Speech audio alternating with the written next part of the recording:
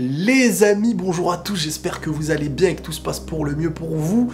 Alors on se retrouve aujourd'hui pour une petite vidéo dans laquelle j'ai sélectionné plusieurs questions de votre part et je compte sur vous dans les commentaires pour dire quel sujet vous voulez qu'on aborde plus en profondeur, étant donné que je vais répondre à certaines questions mais malheureusement je pourrais pas aller ultra en profondeur, je vais essayer de faire court et constructif. La première question c'est: y a-t-il des solutions miracles pour oublier quelqu'un suite à une rupture? Déjà dans la vie, pour moi, il ne faut pas s'attendre à des solutions miracles.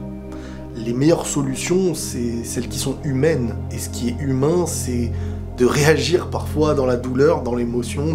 C'est normal. Après l'émotion, comment on fait agir la conscience et comment on arrive à retirer un poids, j'ai envie de dire, qui est lourd. Il n'est pas normal qu'après un long moment, quelque chose qui est terminé reste un poids aussi lourd que le moment même où tu as reçu la nouvelle qui t'a fait mal. Donc, quelqu'un qui vient demander une solution pour oublier quelqu'un suite à une rupture, déjà, moi je pense que tout dépend de la rupture. Tout dépend de la raison pour laquelle tu as mal. Est-ce que tu as mal parce qu'en fin de compte, tu estimes avec conscience et non pas avec émotion que cette relation était bonne pour toi et qu'elle s'est terminée et donc au final que tu viens de perdre quelque chose qui était bon? Ou est-ce que tu es triste parce que tu aimais la personne mais le fait d'avoir de ne plus être avec, c'est parce que il a été mauvais ou tu as été mauvaise ou il fallait que ça s'arrête mais ça fait mal? Il y a plusieurs manières d'avoir mal. Moi je pense que c'est encore une fois en revenant à la réflexion de pourquoi on en est là aujourd'hui, pourquoi quelque chose a été terminé, c'est sur ça qu'il faut se concentrer.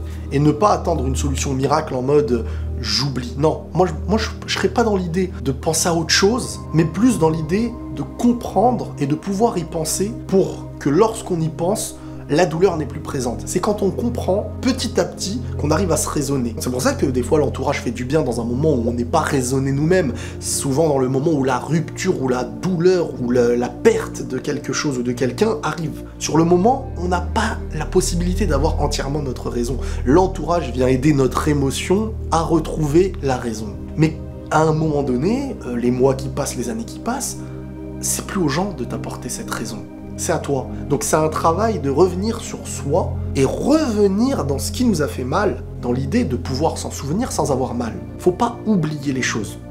Faut s'en rappeler sans avoir mal. Et pour s'en rappeler sans avoir mal, faut comprendre pourquoi c'est arrivé. Si c'est arrivé alors que c'est nous qui sommes en tort, c'est dur, parce qu'on a fait une erreur. Mais bon, j'ai envie de dire, personne n'est parfait, Dieu t'a laissé encore en vie aujourd'hui, tu vas pas te détruire alors qu'il faut construire ou reconstruire. Mais si c'est l'autre qui a été mauvais, qui t'a trahi ou qui t'a fait du mal, tu vas avoir mal dans le moment où tu as été trahi, comme dans le moment où on t'ouvre une plaie. C'est sur le moment que t'as mal, mais le temps cicatrise.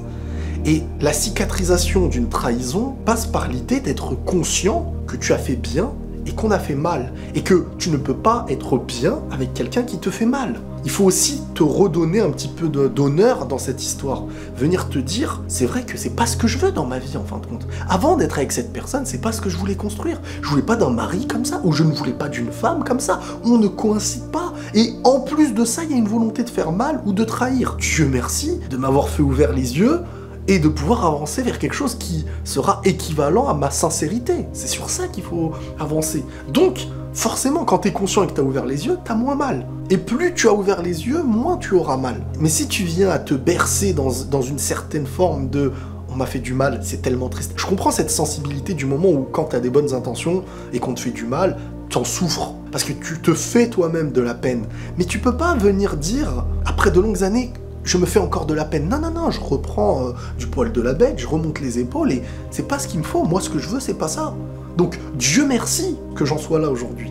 Pourquoi certaines personnes éprouvent le désir de briser un couple? Quel est l'intérêt? Je pense qu'il faut revenir sur la réalité de notre monde.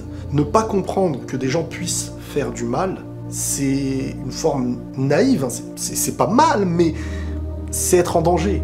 Il faut être conscient que des gens puissent te faire du mal. Tu peux être quelqu'un qui veut le bien, tu dois être conscient que des gens peuvent ne pas être comme ça.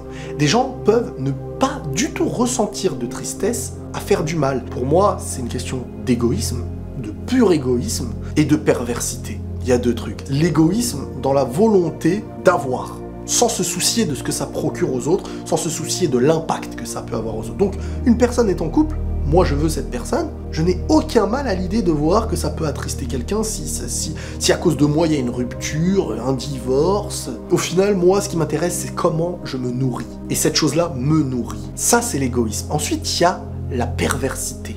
Certains trouvent un immense plaisir dans ce qui est à l'inverse d'une norme, à l'inverse de quelque chose de raisonnable, pervers. Ce qui est vicieux, ce qui est interdit, ce qui est dangereux, ça leur offre un plaisir intense. Et ça, c'est un peu le plaisir du mal, j'ai envie de dire. Mais il y en a, ils n'arrivent plus à se satisfaire de ce qui est bien, c'est diabolique, ils veulent ce qui est risqué, ce qui est dangereux. Par le plaisir de son égoïsme et de sa perversité, à ramener à soi, quand on a envie, dans une situation qui excite le pervers à prendre, parce que c'est moins prenable habituellement. Cet égoïsme et cette perversité, elle est hyper dangereuse, mais elle touche beaucoup de gens. Et parfois, on ne se rend même pas compte qu'on a fait grandir en nous cette perversité, sans même se rendre compte qu'on fait du mal. Parce qu'on cherche que notre bien et on ouvre les yeux que sur notre bien. Donc attention à aussi voir que le monde ne tourne pas que autour de nous. Et que quand on se nourrit, il faut savoir aussi, est-ce qu'on se nourrit de la bonne manière ?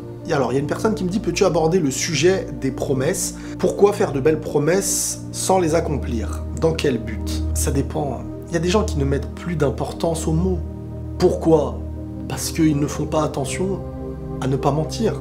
Pourquoi? Parce qu'on en revient encore une fois à l'idée de vouloir obtenir, de vouloir manger sans penser à autre chose. Il y en a qui utilisent les paroles, pas parce qu'ils sont sincères dans leur démarche, mais au contraire.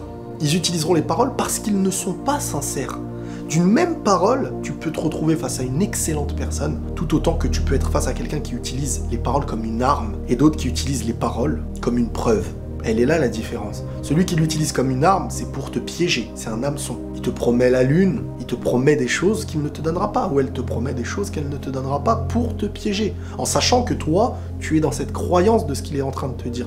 De l'autre côté, il y a celui qui te garantit quelque chose et qui pourrait donner ciel et terre pour arriver à tenir sa parole. Donc à partir du moment, encore une fois, c'est de prendre conscience que des promesses ne sont que des mots. Et quelle est l'importance que la personne met aux mots? Regarde-le dans sa manière d'être. Regarde-le dans son comportement, très rapidement, dans le vécu de quelqu'un, dans sa manière d'être, dans sa manière de parler, de se comporter. Tu remarques très facilement le lien qu'il a par rapport à ses paroles, par rapport à ses mots, par rapport à ses actes. Quelqu'un qui ne fait pas attention, qui fait n'importe quoi, qui est prêt à faire du mal gratuitement, à voler, à mentir, sa promesse, ses paroles n'auront pas le même impact qu'une personne qui fait en sorte de ne pas trahir, qui essaye d'aider, qui essaye de faire le bien.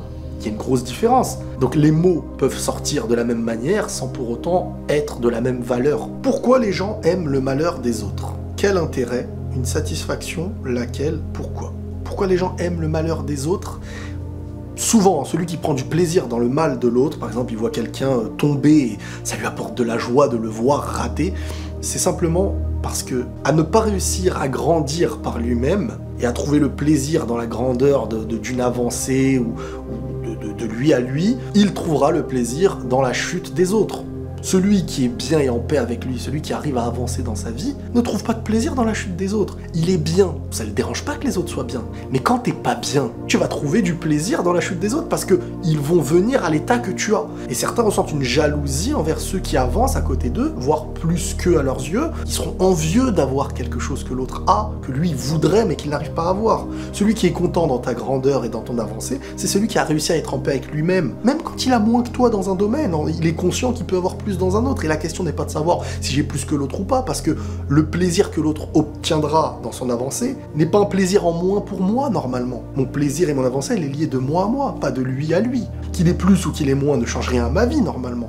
Si j'arrive à trouver de la paix et de la joie dans l'avancée des autres, c'est la preuve que moi-même j'avance, même intérieurement, spirituellement. Les céréales, avant le lait ou après le lait? Question existentielle. La théorie des céréales, c'est avant le lait. C'est plus pratique. Tu mets le couscous avant la sauce ou après la sauce? C'est pareil. Voilà. Chut. Comment faire tomber les masques avant qu'ils nous nuisent? Comment mieux se connaître et comprendre les autres? Comment faire tomber les masques? Moi, je pense qu'il faut déjà se créer, dans l'idée de connaître quelqu'un, un environnement sain. Ne jamais donner trop rapidement à quelqu'un. Sinon, vous serez confronté, s'il est mauvais, au risque qu'il vous attaque très rapidement. Le meilleur bouclier dans l'idée de construire, c'est d'avoir son bouclier le plus longtemps possible. C'est normal. Tu ne connais pas un inconnu. Et à quel moment un inconnu n'en est plus un? C'est pas quand ça fait 2 semaines que vous parlez et il t'a dit des mots gentils. Non, non, non. Moi j'ai toujours dit qu'on reconnaît quelqu'un dans sa vérité quand il est sincère, quand il est authentique. Mais de quelle manière il est sincère et authentique? C'est pas quand il est gentil qui te dit des mots d'amour ou j'en sais rien. C'est quand vous allez ne pas être d'accord. C'est quand vous allez vous énerver. C'est là que tu verras le vrai visage de quelqu'un. Et si son visage te convient dans son énervement ou dans sa manière de ne pas être en accord avec toi, c'est là que tu marques des points ou qu'il marque des points ou que vous pouvez vous rendre compte que vous avancez ensemble. Mais dans le moment où tout le monde est beau, tout le monde, c'est comme dans un ascenseur, quand vous rentrez l'un et l'autre, tout le monde est poli, bonjour, bonsoir. Tu sais pas le gars ce qu'il fait, tu sais pas ce qu'il est. Mais si tu le vois et tu dis ah bah lui il est super gentil, il m'a dit bonsoir. C'est la même chose dans les rencontres. Donc faire tomber le masque de quelqu'un, c'est déjà de se construire un bon bouclier. Quand la personne en face sait que tu ne lui donneras pas ce qu'il a envie au premier abord, comment il va réagir? C'est là que tu vas voir. S'il est patient, bah, y a plus de chances qu'il se rapproche de quelqu'un qui n'est pas comme ça. Mais si de l'autre côté le mec force, faut se poser les questions. Et s'il s'en va, bah t'as ta réponse. Donc avant qu'on nous nuit, il ne faut pas donner, comme on dit, tendre le bâton pour nous battre. Et parfois on tend le bâton pour nous battre sans même nous en rendre compte, avec une bonne intention. Mais cette bonne intention n'est pas un gage de sécurité, parfois même l'inverse. Ta bonne intention, elle est pour toi, et ce que tu vas apporter sur du long terme. Mais ton bouclier, il est obligatoire. Si c'est quelqu'un de bien, il le comprendra. Et il sera même en accord avec ce bouclier-là. Il sera le premier à te demander de l'avoir normalement. Parce qu'il va se dire, si avec moi, elle l'avait avec les autres. Parce que si tu donnes tout, que tu te donnes directement à quelqu'un qui est encore étranger, à un moment donné, si lui aussi est différent, et qu'il est peut-être très sérieux, il se dira, elle est comme ça avec tout le monde. Donc au final, est-ce que on concorde, ou est-ce que c'est toujours facile à prendre? C'est comme ça que je vois le truc, en tout cas. Voilà les amis, n'hésitez pas dans les commentaires à sélectionner un sujet que vous voulez qu'on aborde plus en profondeur. Il y aura d'autres questions que je vais sélectionner, vous inquiétez pas. Prenez tous soin de vous et la paix sur vous.